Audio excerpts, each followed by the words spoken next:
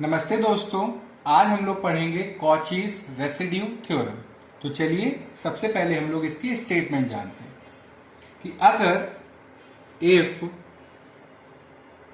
F Z is analytic accept eight a finite number of poles inside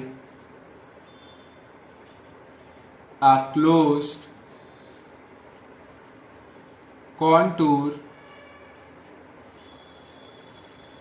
C and continuous on the boundary of C, then यानी कि ये statement क्या कह रही है कि अगर हमारा कोई फंक्शन जो कि एनालिटिक है सिवाय कुछ नंबर ऑफ पोल्स को छोड़ के, अब पोल्स हैं तो वहां पे फंक्शन हमारा एग्जिस्ट नहीं करेगा, डिफाइंड नहीं होगा। वो कह रहे हैं कि ये जो पोल्स हैं ये सब एक क्लोज्ड कॉन्टूर सी के अंदर है और ये जो हमारा फंक्शन है ये कॉन्टिन्यूअस है जो हमारा कॉन्टूर है उसकी बाउंड्री पे। यानी कि इसको अगर हम लोग ड्रॉ करें कि फंक्शन, ये मान लीजिए पूरा एक बहुत बड़ा सा डोमेन है ये व्हाइट बोर्ड। अब यहाँ पे कुछ जगह पे हमारा फंक्शन डिफाइंड नहीं है यानी कि एनालिटिक नहीं है। तो जैसे कि ये एक पोल हो गया, यहाँ पे यहाँ पे यहाँ पे यहाँ पे यहाँ पे यहाँ पे यहाँ पे और यहाँ पे। ये मान लीजिए व्हाइट बोर्ड है और ये मान लीजिए जो फंक्शन एफ जेड है ये हमारा एनालिटिक है सिवाय कुछ नंबर ऑफ पोल्स पे, और ये पोल्स हमारे फाइनाइट है। जैसे यहाँ पे यहाँ पे यहाँ पे जितने भी ब्लैक डॉट है यहाँ पे हमारा फंक्शन डिफाइंड नहीं है क्योंकि ये पोल्स है। अब कह रहे हैं कि जितने भी पोल्स हैं ये सब एक क्लोज्ड कॉन्टूर सी के अंदर है, तो वो हम क्लोज्ड कॉन्टूर भी बना लेते हैं। ऐसा बनाना है कि ये सारे पोल इसके अंदर आ जाएं। अब अगर हम चाहें अगर यहां से जाएंगे तो ये हमारा पोल छूट जाएगा, तो हमें इतना बड़ा सा बनाना है कॉन्टूर कि हमारे सारे पोल्स उसके अंदर आ जाएं। तो ये देखिए ऐसा हमने बनाया। अब ये कह रहे हैं कि हमारा जो फंक्शन है ये कॉन्टिन्यूअस है इसकी बाउंड्री पे, यानी कि जो बाउंड्री है यहाँ पे ये हमारा सी है। तो अगर हम लोग फंक्शन को इंटीग्रेट करें यानी कि जो एफ जेड है इसको इंटीग्रेट करें इस सी के अलोंग, यानी कि इंटीग्रेशन सी एंटी क्लॉकवाइज हम लोग घूम रहे हैं, ठीक है। एफ जेड डी जेड, तो कॉची रेसिड्यू थ्योरम के हिसाब से अगर आपके कोई क्लोज कॉन्टूर है और उसके अंदर फाइनाइट नंबर ऑफ पोल्स हैं तो उसको इंटीग्रेट करने का जो तरीका है वो ये है कि जो पोल्स हैं इनके करस्पॉन्डिंग आप क्या निकाल लें, रेसिड्यू। यहाँ पे रेसिड्यू निकाल लें, यहाँ पे रेसिड्यू निकाल लें, यहाँ पे रेसिड्यू निकाल लें, यहाँ पे जितने भी पोल्स हमारे जो क्लोज्ड फिगर होगा उसके अंदर जितने भी पोल्स आएंगे उन सबका आप क्या निकालें, रेसिड्यू। और उस रेसिड्यू का आप कर दें सम, यानी कि समेशन आर, समेशन आर, और उसको 2 पाई आयोटा से मल्टीप्लाई कर दें, 2 पाई आयोटा।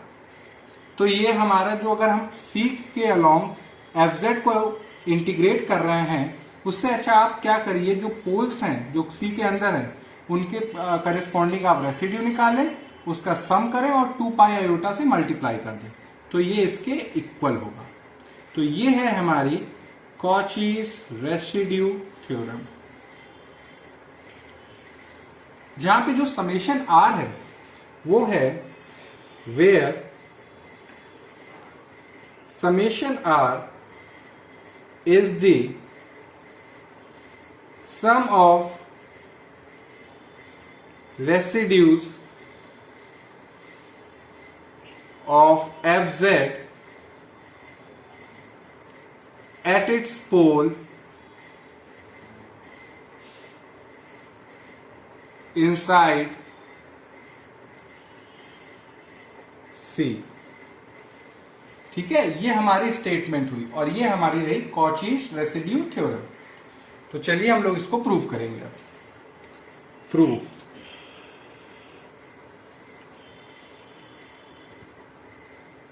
अब प्रूफ करने का क्या है कि एक क्लोज्ड कॉन्टूर के अंदर फाइनाइट नंबर ऑफ पोल्स होने चाहिए। तो मान लेते हैं कि late Z1 Z2 Zn be the n poles of Fz inside C। यानी कि Z1 Z2 Zn n poles हमारे जो क्लोज कॉन्टूर C है उसके अंदर दिए हुए हैं। तो मान लीजिए ये हमारा पोल्स है, ये पोल्स हैं और ये क्लोज कॉन्टूर C है। तो इसके अंदर हमारे पोल्स दिए हुए हैं, जैसे कि ये Z1, ये Z2, ये Z3, ये Z4, ये Z5 और ऐसे करते करते हम लोग चले जा रहे हैं डिफाइन करते हुए ये Zn। अब क्या कर रहे हैं कि ये जो पोल्स हैं इनको सेंटर मान के हम लोग सर्कल ड्रॉ करेंगे, यानी कि construct the circles gamma 1, gamma 2, gamma n centered at Z1, Z2, Zn respectively।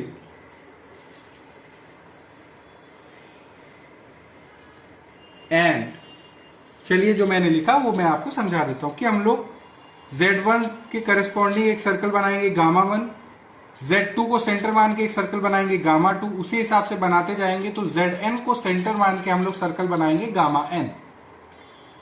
तो ये हमारा ये Z1 है, इसको सेंटर मान के हमने ये सर्कल बनाया।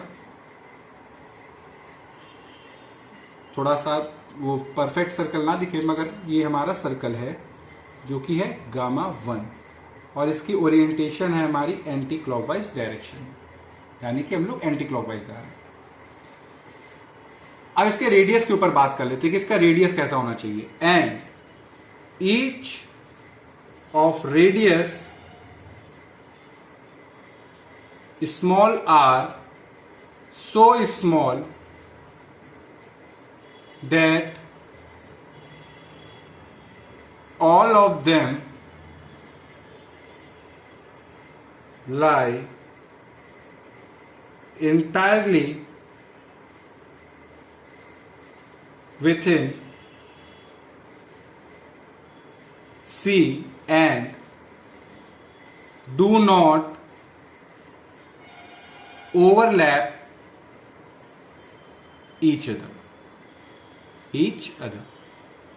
यानी कि हम लोगों को ये जो सर्कल बना रहे हैं इनका रेडियस ऐसा रखना है कि ये सारे circles Z3, gamma 3, gamma 4, gamma 5, gamma n ये सारे क्लोज कॉन्टूर C के अंदर ही रहें और ये एक दूसरे से ओवरलैप ना करें। तो जैसे Z1 का है यानी इसका रेडियस कितना होगा r, और ये ऐसा r है कि अभी जब हम लोग ड्रॉ करेंगे तो इसको समझ लेंगे। जैसे Z2 को सेंटर मान के हमने सर्कल बनाया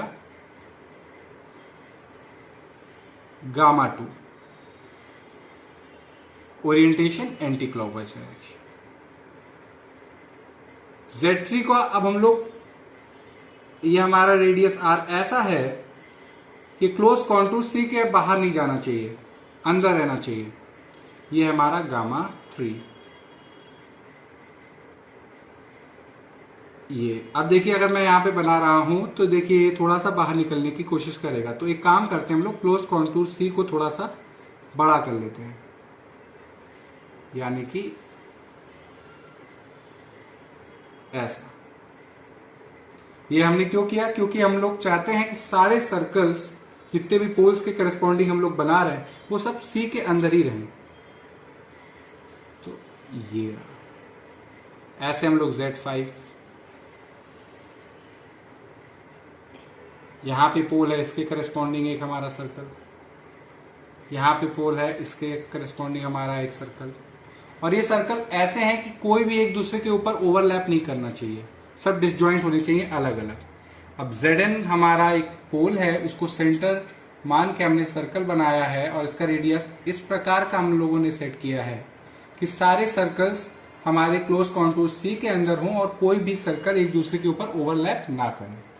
तो यही जैसे हमारा ये है गामा n, ये हुआ गामा 2, ये गामा 1, ये गामा 4, गामा 5, ऐसे हमारी ये। और सबका ओरिएंटेशन क्या है? Anti clockwise direction. ये एंटी क्लॉकवाइज डायरेक्शन। ये सारे हमारे किसके अंदर है? क्लोज कॉन्टूर, जो बड़ा सा कॉन्टूर है उसके अंदर ये सारे हमारे सर्कल्स हैं, आप देख सकते। तो ये हम लोगों ने शर्त जो है वो हमने लिखी कि क्या कंडीशन होनी चाहिए।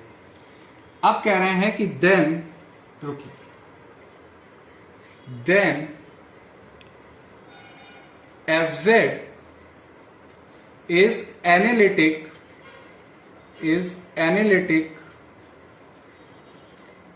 in the region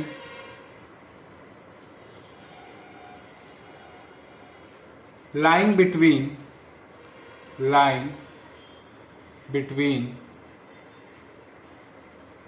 C and these circles. यानी कि हम कह रहे हैं कि हमारा जो फंक्शन Fz है ये हमारा एनालिटिक है, जो रीजन हमारा C और सर्कल्स के बीच में है यहाँ पे, यानी कि यहाँ पे ये यहाँ पे फंक्शन हमारा एनालिटिक है, यानी कि जो क्लोज कॉन्टूर C और जो सर्कल्स इतने सारे बने हैं इनके बीच में हमारा फंक्शन हर जगह यहाँ यहाँ यहाँ यहाँ एनालिटिक दिया है। यहां पे फंक्शन हमारा क्या है? एनालिटिक। ये जितना हम लोग डॉटेड कर रहे हैं रीजन, ये इन सब सारी जगहों पे हमारा फंक्शन एनालिटिक है, डिफाइंड है, और फंक्शन को हमारी कुछ फाइनाइट नंबर ऑफ पोल से प्रॉब्लम्स है, यानी कि ये जो दिए होंगे। अब हम लोग यूज करने वाले हैं Cauchy's theorem for multiply connected region. Hence by Cauchy's theorem we have, Cauchy's theorem के हिसाब से इंटीग्रेशन C, यानी कि जो बड़ा सा कॉन्टूर C है इसके अलावा हमारा फंक्शन Fz को इंटीग्रेट कर रहे हैं, तो जो बड़ा सा क्लोज कॉन्टूर C है इसके अंदर जो बहुत सारे क्लोज कॉन्टूर्स दिए हुए हैं जो कि C के अंदर हैं, इनके अलोंग जितना हम लोग इंटीग्रेट कर रहे हैं तो उनका सबका सम कर दें तो वो इसके बराबर होगा। यानी कि integration along gamma 1 Fz dz, integration along gamma 2 Fz dz, और ऐसे करते करते करते integration along gamma n Fz dz। ये हम लोगों ने Cauchy's theorem for multiply connected region का यूज किया। अगर आपको ये पढ़नी है तो ऊपर आई बटन दिख रही होगी, उस पर क्लिक करके उसको आप जरूर देखें। तो इसको हमने मान लिया इक्वेशन 1। तो यानी कि हम लोग जो बड़ा सा क्लोज कॉन्टूर C है उसके अलोंग अगर फंक्शन को इंटीग्रेट करें, या फिर उसके अंदर बहुत सारे जो क्लोज इंटीरियर दिए हुए हैं क्लोज कॉन्टूर, उनके अलोंग इंटीग्रेट करने के बाद ऐड करें तो वो इसके इक्वल आएगा। क्योंकि मैं चाहता हूं कि पूरा प्रूफ जो है वो एक बोर्ड में आए, इसलिए ये फर्स्ट हाफ मैंने यहां पे किया और नेक्स्ट हाफ में रफ करके आपको फिर से कराता हूं।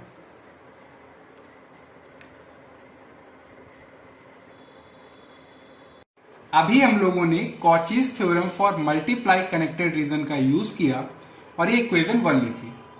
अब हम लोग उसमें से एक पर्टिकुलर केस निकालते हैं कि Z1 पोल का, कि Z1 हमारा पोल दिया हुआ था और इसके करस्पॉन्डिंग हमने ये सर्कल बनाया गामा 1, ये हमारा सर्कल गामा 1 है। और ओरिएंटेशन हमारी एंटी क्लॉकवाइज डायरेक्शन में है। और ये जो Z1 पोल है, अब इसको हम लोग मानते हैं कि इसका ऑर्डर है M1, यानी कि suppose FZ has a pole of order M1 at Z equal to Z1. Then we have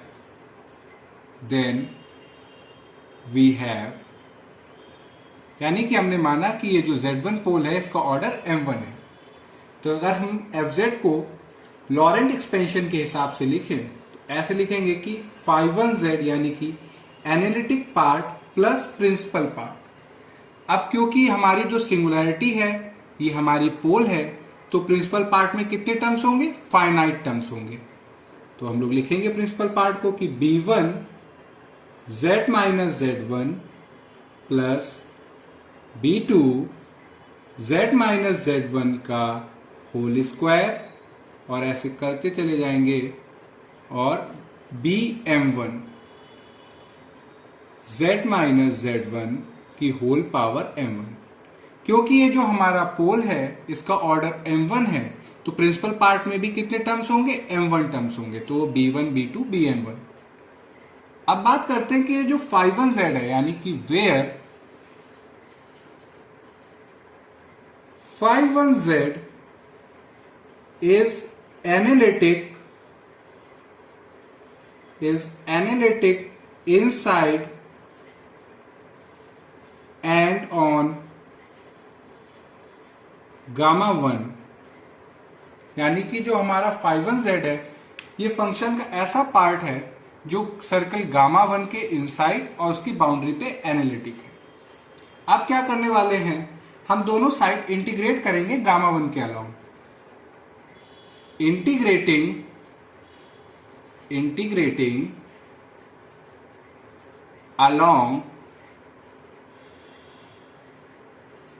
gamma 1, this gives, अब गामा 1 के अलोंग हम लोग इसको इंटीग्रेट करने वाले हैं। तो integration along gamma 1 FZ dZ is equal to integration along gamma 1 phi1 Z dZ plus integration along gamma 1 B1 Z minus Z1 dZ, integration along gamma 1 B2 Z minus Z1 का whole square dZ, और ऐसे करते करते integration along gamma 1 BM1 Z minus Z1 की whole power M1 dZ। ये जो हमारी equation है इसको मानते हैं इक्वेशन 2। अब हम लोग क्या करेंगे, पर्टिकुलर एक एक इंटीग्रैंड को उठाएंगे और उसको सॉल्व करेंगे। सबसे पहले हम लोग गामा 1 के अलोंग phi1Z जो फंक्शन है इसको इंटीग्रेट करेंगे। तो now integration along gamma 1 phi1Z dZ, ये क्या होगा? तो आप खुद देखिए कि ये जो phi1Z है ये सर्कल के जो गामा 1 सर्कल है इसके इनसाइड में और बाउंड्री पे एनालिटिक है। Since phi1Z is analytic inside and on gamma 1, तो हम लोगों ने कॉचीज थ्योरम पढ़ी हुई है। कॉचीज थ्योरम के हिसाब से अगर कोई फंक्शन किसी भी क्लोज कॉन्टूर के इनसाइड में और उसकी बाउंड्री पे एनालिटिक होता है तो उसके अलोंग अगर हम लोग इंटीग्रेट करें तो वो 0 आता है। तो phi1Z dZ के अलोंग गामा 1 के अलोंग जब इंटीग्रेट कर रहे हैं तो हमारा 0 आएगा। ये हमने पहला वाला सॉल्व कर लिया, इसको नाम दे देते हैं हम लोग थर्ड। अब हम लोग सॉल्व करते हैं इसको, एक एक को हम लोग आराम आराम से पढ़ेंगे और आराम से देखेंगे और समझेंगे। ऑल्सो गामा वन के अलोंग हम लोग इंटीग्रेट कर रहे हैं B1 z minus Z1 dz। अब आप देखिए कि ये हमारा सर्कल है गामा वन जिसका सेंटर है Z1 और ये पॉइंट जो Z यहां पे है सर्कल की बाउंड्री पे, तो इनके बीच का डिस्टेंस है r। तो सर्कल की इक्वेशन क्या होगी बच्चों? वो होगी z minus Z1 equal to r। यहां पे Z1 सेंटर और r रेडियस, तो इसको हम लोग ऐसे भी लिख सकते हैं कि z minus Z1 is equal to r e की पावर आयोटा थीटा। अब आप खुद देख सकते हैं कि हमारा Z1 फिक्स है, रेडियस फिक्स है, यानी कि सेंटर और रेडियस फिक्स है। वेरी क्या कर रहा है? ये वेरिएबल पॉइंट Z और इसके करस्पॉन्डिंग हमारा एंगल थीटा। थीटा यहाँ पे वो हो रहा है, तो इसको क्लियरली लिखते हैं थीटा। तो हम लोग डिफ्रेंशिएट करेंगे इसको। जब डिफ्रेंशिएट करेंगे तो एक तरफ आएगा dz आयोटा r e की power iota theta D theta. तो फिर हम लोग इसको सॉल्व कर रहे हैं। इंटीग्रेशन b1 हमारा कांस्टेंट है, मगर z माइनस Z1 की जगह हम लोग क्या लिख सकते हैं? r e की power iota theta, r e की पावर आयोटा थीटा। dz की जगह क्या लिख सकते हैं? मल्टीप्लीकेशन आयोटा r e की power iota theta D theta. अब आप ये मानिए कि एक जो पॉइंट z है, यहां पे इनिशियल पॉइंट पे एंगल थीटा हमारा 0 है। अब हमारा पॉइंट तो है यहां से चलना स्टार्ट करता है और गामा वन की बाउंड्री पे चलता जाता है, चलता जाता है, चलता जाता है, चलता जाता है और फिर से यहां पे आ जाता है।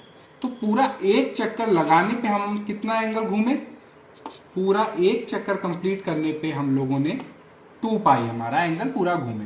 तो यानी कि इनिशियल में हमारा थीटा क्या रहा? 0। फिर से घूमने के बाद वहां पे आने पे अब हमारा एंगल क्या हो गया? बदल के 0 से बदल के 2 पाई। तो आप देख सकते हैं कि r e की पावर आयोटा थीटा और r e की पावर आयोटा थीटा कॉमन है, तो कैंसिल कर दिया। आयोटा और b1 कांस्टेंट है, तो इसको हम लोग बाहर ले लेंगे, आयोटा b1। अब हमारे अंदर है थीटा इक्वल टू 0 से 2 पाई डी थीटा। इसको सॉल्व करेंगे, आयोटा b1 थीटा 2 पाई 0, क्योंकि यहां पे कुछ भी नहीं है तो थीटा आएगा इंटीग्रेट करने पे। तो अब आएगा आयोटा b1 2 पाई माइनस 0 और इसको हम लोग लिख सकते हैं 2 पाई आयोटा b1। तो हम लोगों ने गामा वन के अलोंग जब इंटीग्रेंड हमारा b1 upon z minus Z1 था तो उसको सॉल्व किया तो वो आया 2 पाई आयोटा b1। तो यहां पे लिख सकते हैं हम लोग that is integration along gamma one b1 z minus Z1 dz को जब सॉल्व किया तो वो आया 2 पाई आयोटा b1। इसको नाम दे देते हैं हम लोग इक्वेशन 4। ये सारे रिजल्ट हम लोग यूज करेंगे। अब हम लोग क्या करने वाले हैं कि ये हमने सॉल्व कर लिया और ये सॉल्व कर लिया। अब B2 से BM1 के बीच में हम लोग कोई भी एक इन जनरल सॉल्व करेंगे और उसके हिसाब से देखेंगे कि क्या होगा। यानी कि एंड फॉर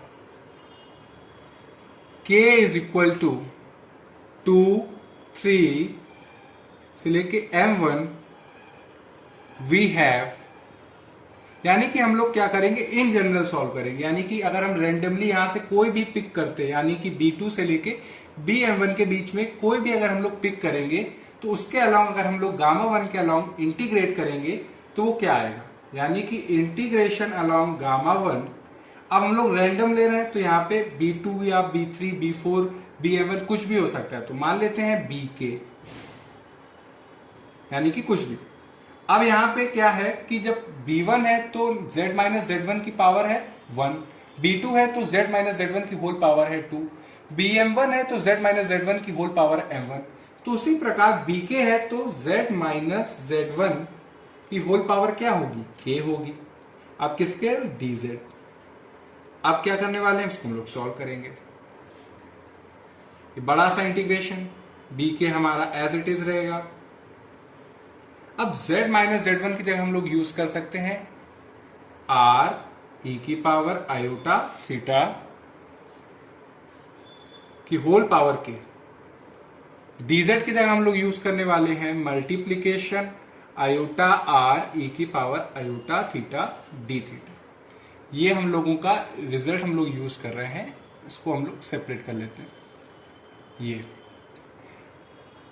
आप देखिए किसके अलग सारी चीजें हमारी थीटा में है, तो हम लोगों का जो इंटीग्रेंट जहां पे हम लोग कर रहे हैं वो थीटा हमारा 0 से 2 पाई, ये लिमिट है हम लोगों की। बीके और आयोटा हमारा कांस्टेंट है, तो इसको बाहर ले लेते हैं, यानी कि आयोटा बाहर आ गया, बीके बाहर आ गया, 0 से 2 पाई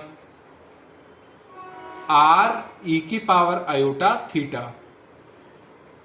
आप क्या करेंगे, अंदर जाएगा के, तो आर की पावर के ई की पावर आयोटा थीटा के डी थीटा। अब देखिए, आप इसको बहुत ध्यान से देखिएगा, आयोटा बी के 0 से 2 पाई। आप देख सकते हैं अगर बेस सेम होता है और डिवाइड में हो तो पावर सब्ट्रैक्ट होती हैं, तो वही यहां पे भी होगा। आर क्या, जो आर हमारा बेस है और के पावर है, और यहां पे आर की पावर 1 है, तो ये डिवाइड में है तो पावर क्या होगी, सब्ट्रैक्ट, यानी कि आर की पावर के माइनस 1।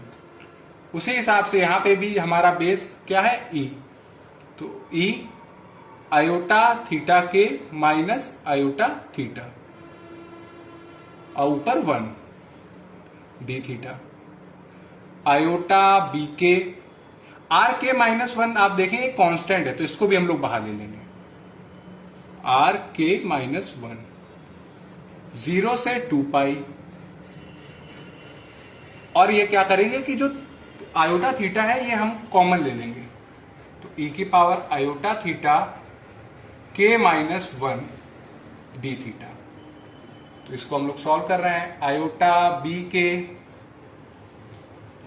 आर के माइनस 1, इसको ऊपर ले जाते हैं तो 0 से 2 पाई ई की पावर माइनस आयोटा थीटा के माइनस 1 डी थीटा। अब इसको इंटीग्रेट करेंगे तो आयोटा बी के आर के माइनस 1 इंटीग्रेट करने पे ई की पावर माइनस आयोटा थीटा के माइनस 1, और माइनस आयोटा के माइनस 1 हमारा कांस्टेंट है, तो ये नीचे आ जाएगा, माइनस आयोटा के माइनस 1 2 पाई से 0, यानी कि 0 से 2 पाई। अब क्या करते हैं, आयोटा बी के आर के माइनस 1, और ये इसको, ये कांस्टेंट है, इसको भी बाहर ले लेते हैं, तो माइनस आयोटा के माइनस 1 ई की पावर माइनस आयोटा थीटा के माइनस 1 2 पाई से 0, तो आयोटा से आयोटा कैंसिल हो जाएगा, तो ये होगा माइनस बी के आर की पावर के माइनस 1 के माइनस 1। अब यहां भी बहुत ध्यान से देखिए, यहां पे आएगा ई की पावर माइनस 2 के माइनस 1 पाई आयोटा, और जब यहां पे 2 पाई हमने कहां पे सब्स्टिट्यूट किया, थीटा की जगह। अब 0 करेंगे तो ई की पावर 0। अब आप खुद देखिए, माइनस बी के आर के माइनस 1 के माइनस 1, और ये हमारा होता है 1, और एक की पावर 0 ये भी होता है हमारा 1, तो ये कैंसिल हो गया, तो ये आ गया 0। यानी कि अब आप ये सोच रहे होंगे कि ये 1 कैसे आया, तो चलिए इसके ऊपर भी थोड़ी सी बात कर लेते हैं हम लोग। ई की पावर 2n पाई आयोटा अगर है, और n हमारा कोई इंटीजर है, तो इसको आप अगर सॉल्व करते हो तो आता है, अगर इसको आप ऐसे लिखें तो आएगा cos 2n pi plus iota. रुकिए एक मिनट, इसको थोड़ा सा स्पेस देके अच्छे से बताते हैं, तो आपको ये चीज़ भी हमेशा के लिए रहेगी क्लियर कि कैसे किया।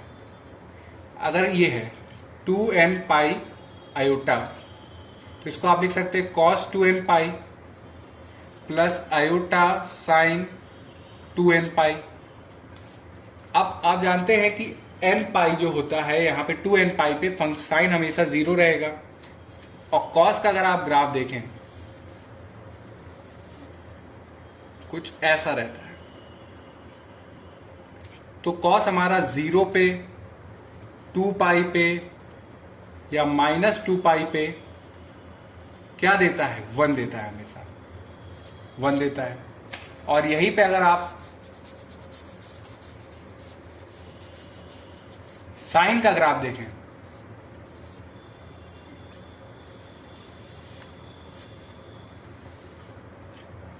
तो आप देखते हैं कि ये साइन का है 0 पे 0, फिर यहां पे 2 पाई पे हमारा फंक्शन, पाई पे हमारा 0 होता है, फिर यहां से जाता है, फिर यहां पे जब आता है 2 पाई पे 0 हो रहा है, यहां जाएंगे तो -2 पाई पे 0 होगा, इसलिए हमारा साइन 0 होता है और कॉस हमारा 1 दे रहा है। यानी कि जब भी हमारी इवन इंटीजर होता है और उसके करस्पॉन्डिंग अगर देखें तो हमारा क्या आएगा? 1, यानी कि e की पावर 2n पाई आयोटा है। और यहाँ पे देखिए तो 2 है और k-1 हमारा इंटीजर है, तो यानी कि ये क्या हुआ? हमारा इवन इंटीजर, इसलिए ये हमेशा क्या देगा? 1। तो 1 - 1 हो गया 0। तो ये हम लोगों ने सॉल्व किया और देखा कि गामा 1 के अलोंग अगर कोई भी इन जनरल हम सॉल्व कर रहे हैं इंटीग्रैंड को, जो कि b2 से लेके bm1 के बीच में कोई भी होगा, तो वो सॉल्व करने पे हमेशा 0 ही आना है। और ये हो गई हमने मान ली equation 5।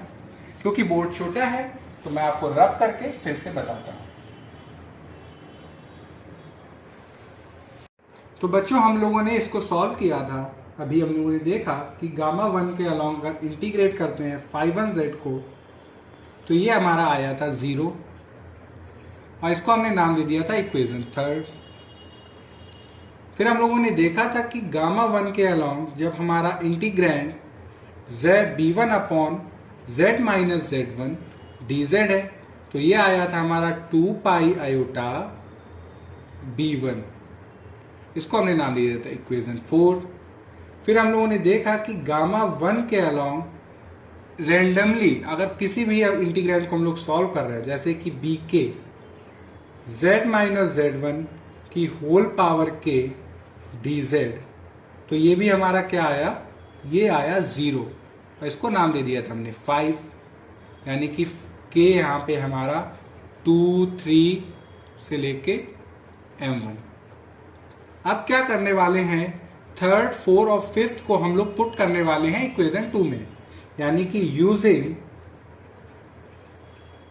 3, 4 and 5 in second we get integration along gamma 1 fz dz equal to gamma 1 5(1)z क्या है? 0। b1 upon z minus z1 को जब गामा 1 के अलोंग इंटीग्रेट किया तो ये आया 2 पाई आयोटा b1, और गामा 1 के अलोंग जब हमारा integrand b2 upon z minus z1 का होल स्क्वायर है तो वो आएगा 0, क्योंकि यहाँ पे जब k की वैल्यू 2 पुट करेंगे तो वो भी 0 आएगा। इसी प्रकार 3 पुट करेंगे तो भी 0 आएगा और m1 पुट करेंगे तो भी 0 आएगा। तो ये आया हमारा 2 पाई आयोटा b1। ये जो b1 है ये हमारा, अगर आप देखें लॉरेंट एक्सपेंशन के हिसाब से हम लोग जानते हैं कि b1 हम किसका कोफिशिएंट है? ये कोफिशिएंट है 1 अपॉन z माइनस z1 का। तो और हम लोगों ने पढ़ा है कि रेसिड्यू फंक्शन का किसी पॉइंट पे, यानी कि यहां पे पोल है, is coefficient of 1 upon z minus z1, यानी कि 1 अपॉन z माइनस z1 का जो कोफिशिएंट होता है वो रेसिड्यू होता है फंक्शन का। ये हम लोगों ने रेसिड्यू जो बहुत अच्छे से पढ़ा है। अगर आपको रेसिड्यू पढ़ना है तो ऊपर आई बटन दिख रही होगी, उस पर क्लिक करके आप रेसिड्यू पढ़ सकते हैं। तो रेसिड्यू तो यहाँ पे 1/z माइनस z1 का कोफिशिएंट क्या है, b1 है, डेट इज b1। तो आप यहाँ पे b1 की जगह आप क्या लिख सकते हैं, 2 पाई आयोटा इंटीग्रेशन, b1 हमारा क्या है, रेसिड्यू है किसका, फंक्शन का, किस पॉइंट पे, z इक्वल टू z1 पे। तो ये हम लोगों ने गामा 1 के अलोंग जब फंक्शन fz को इंटीग्रेट किया तो हमें 2 पाई आयोटा और रेसिड्यू को मल्टीप्लाई कर दिया, कहां पे, z इक्वल टू z1 पे। अब इसी जगह हम लोगों का अगर हम लोग ले लें गामा 2, यानी कि proceeding as above we have, अब हम लोग इंटीग्रेट कर रहे हैं गामा 2 के अलोंग fz dz। एक मिनट रुकिए बच्चों, थोड़ा सा मार्कर चल नहीं रहा, fz dz ये हमारा गामा 2 के अलोंग। तो आप फिर से क्या करेंगे, जो जो स्टेप हम लोगों ने जब गामा 1 के अलोंग कर रहे थे किए थे, वही स्टेप हम लोग यहां पे अब करेंगे।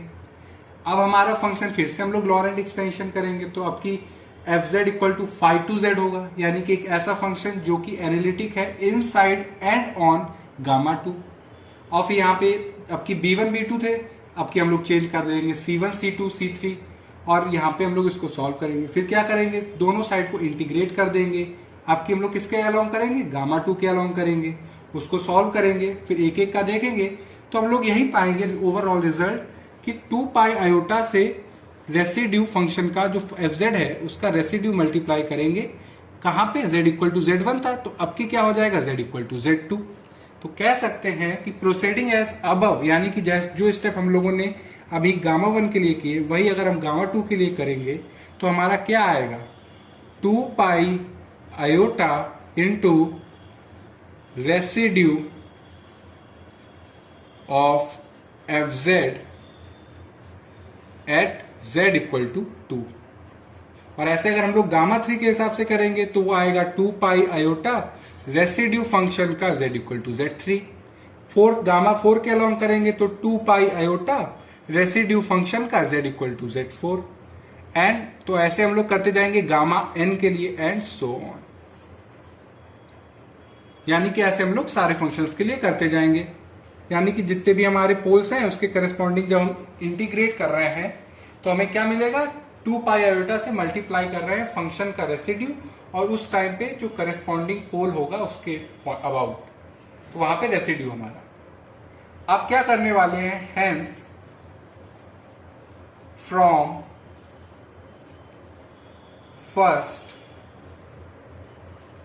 वी गेट, अगर आप फर्स्ट पे आप देखें, यानी कि इक्वेशन फर्स्ट ये जो हम लोगों की लिखी हुई है, यहां पे गामा 1 के अलोंग fz dz सॉल्व किया तो ये क्या आया, 2 पाई आयोटा रेसिड्यू फंक्शन का z इक्वल टू z1।